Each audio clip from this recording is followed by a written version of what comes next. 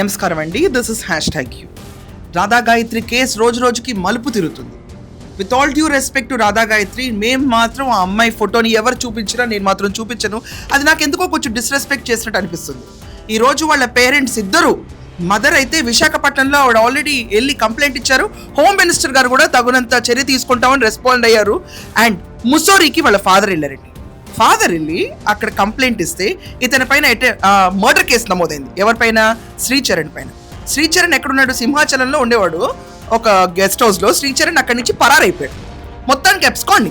So ఈరోజు పోలీసులు గాలింపులు మొదలు పెట్టారు. ఎందుకంటే ఈ ఇన్సిడెంట్ జరిగింది ముస్సోరీలో, అందరికీ తెలిసిందే. జూన్ 15వ తారీఖున హోమ్ స్టేలో అక్కడ, మళ్ళీ క్లియర్గా ఈ మాట రెండోసారి రిపీట్ చేయను నేను, నగ్నంగా ఒంటి మీద ఒక వస్త్రం లేకుండా బ్లడ్ అండ్ యూరిన్ మిక్స్ అయిపోయి చెవుల్లోంచి రక్తం గారుతూ నేలపైన ఇక్కడ మనం చూసుకుంటే రాధా గాయత్రి పడి ఉంది.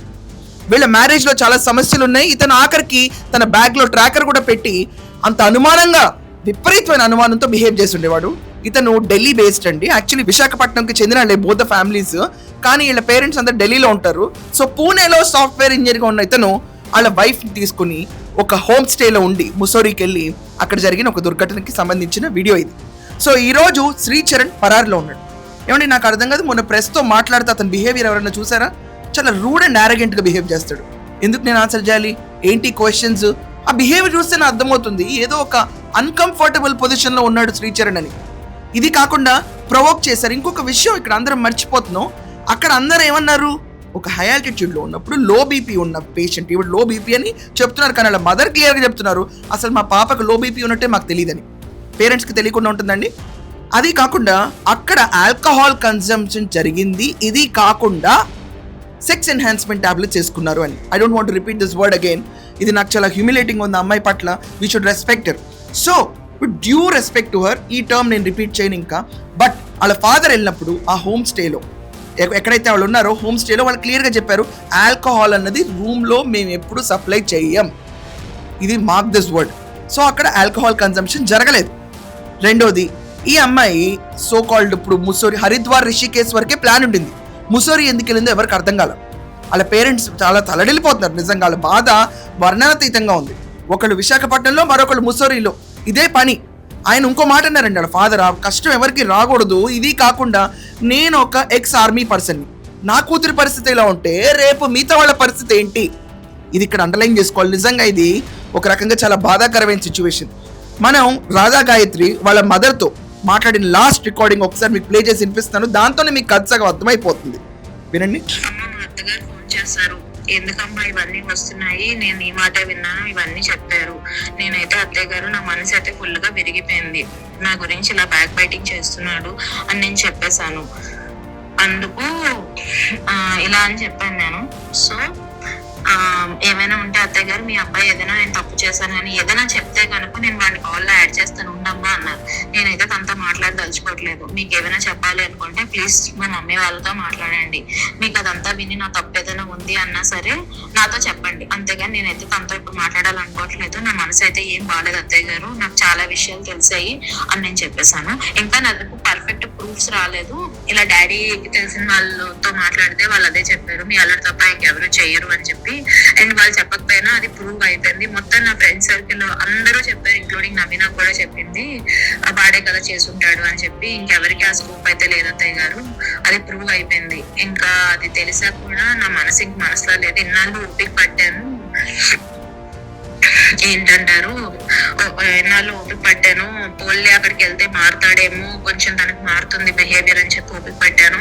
కానీ ఇప్పుడు తన అన్ని లిమిట్స్ క్రాస్ అయిపోయాడు. ఇంకా నేనైతే ఏం మాట్లాడదలుచుకోవట్లేదు. నా మనసు అయితే బాగాలేదు, ఇప్పుడు నేనేం మాట్లాడదలుచుకోవట్లేదు తనతోనైతే అని చెప్పేసాను. చూసారు కదా, ఇక్కడ మనం చూసుకుంటే రాధా గాయత్రి వాళ్ళ మదర్తో మాట్లాడిన లాస్ట్ రికార్డింగ్ ఇది. ఇది కాకుండా నైట్ 1:30కి, ఇప్పుడు జూన్ 15వ తారీఖు పొద్దున్న 7 గంటలకి ఇతను వాళ్ళ ఫాదర్కి ఫోన్ చేశాడు. కానీ రాత్రి 1:30కి ఆ అమ్మాయి సెల్ఫీ దిగి వాళ్ళ పేరెంట్స్కి పంపించింది. ఏమంటే ఎవరైనా ఒకవేళ ఆల్కహాల్ కన్జ్యూమ్ చేస్తే ప్రాపర్ స్టేజ్లో ఉన్నాళ్ళు ఫోటో తీసి పంపిస్తారా, లేకపోతే వాళ్ళ వరల్డ్లో వాళ్ళు బిజీగా ఉంటారా? ఇది కాకుండా శ్రీచరణ్ చాలా వెకిలి మాటలు మాట్లాడుతున్నాడు.